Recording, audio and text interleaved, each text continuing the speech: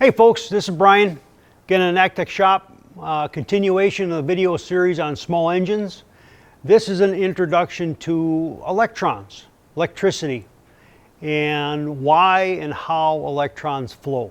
So a brilliant man named George Ohm, again you're pretty special when you're a scientist and there's actually a law named after you, came up with a mathematical relationship between voltage, current, and resistance. So the voltage is equal to current. They use an I because they use C too many times other places in physics, so they used an I. So voltage is equal to the current times the resistance. So you can think of it this way, is almost all the systems you have 12 volts. So whatever combination in the system, when you multiply current times the resistance, has to equal 12 volts. So in other words, when you press the button and you're trying to start your machine, what ends up happening there is you have really high current, like maybe up to 30 amps.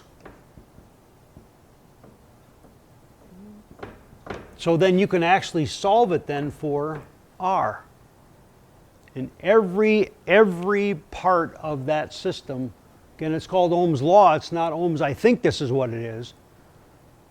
Again, it's a scientific law that has been, I think it was like around the 1800s is when he figured this out. So it's working, and it's still working. So again, it's really cool, the mathematical relationship there. Current is how many electrons are flowing. Okay, and that measurement is in amps.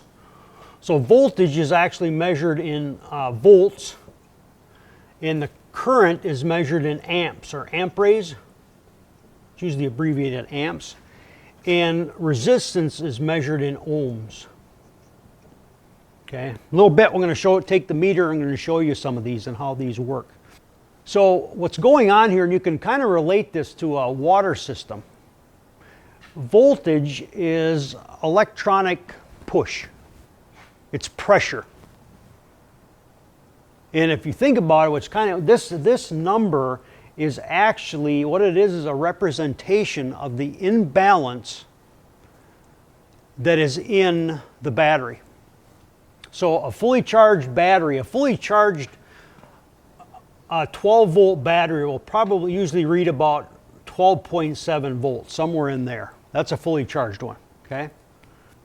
So that is the chemical imbalance with the sulfuric acid in the battery. The higher the number, the more the imbalance. Because what's happening here is the electrons always, if you have your battery looks like this, you have a positive and a negative pole. The electrons always flow out of the negative pole of the battery, and they're trying to get back to the positive. The higher the voltage, the more push there is behind the electrons wanting to get back to that positive pole. If your voltage is 0, there's no push behind the electrons don't go anywhere. Something that really hit me too was years ago, I remember when I was in college and all taking classes on electricity in physics classes, is certain things are better conductors than others. In other words, a lot of the wiring in these systems is made out of copper. The reason copper is used is it's readily available and it's a really good conductor of electricity. Gold is like the best. But you're not going to see, many wires that are going to be made of pure gold, and so some of the elements allow the electrons to jump from one atom to the next.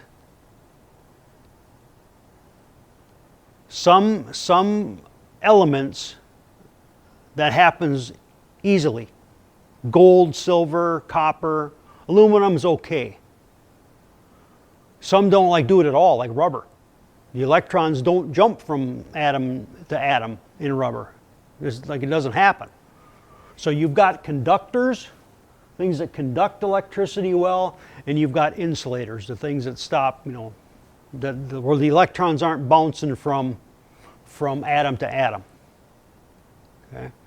Again, the voltage is how much are the electrons being pushed. It's like water pressure. How much push is there behind the electrons?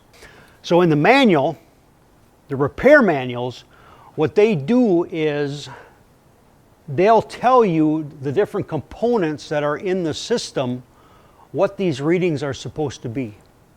And the beauty of it is you learn how to run the meter, you can test this electrical component, and you know for sure if it's good or not. You don't have to guess. The guesswork is gone. I'm going to show you in the next video how you can test your ignition switch, and you'll know for sure if it's good or not. In other words, is it making connection or not making connection the way it's supposed to? Electron theory is how and why they move. Why do they move? And again, this is a big part of it. It has to do with the atoms and having you have the atom in the nucleus, protons and neutrons in the nucleus, and then what they call the electron cloud, the electron energy levels, and how easily do the electrons move from one atom to the other. And again, we're talking, if you put this in relative, it's incredible if you study relative distance from the nucleus to how far out these electron energy levels are. I mean, it's incredible.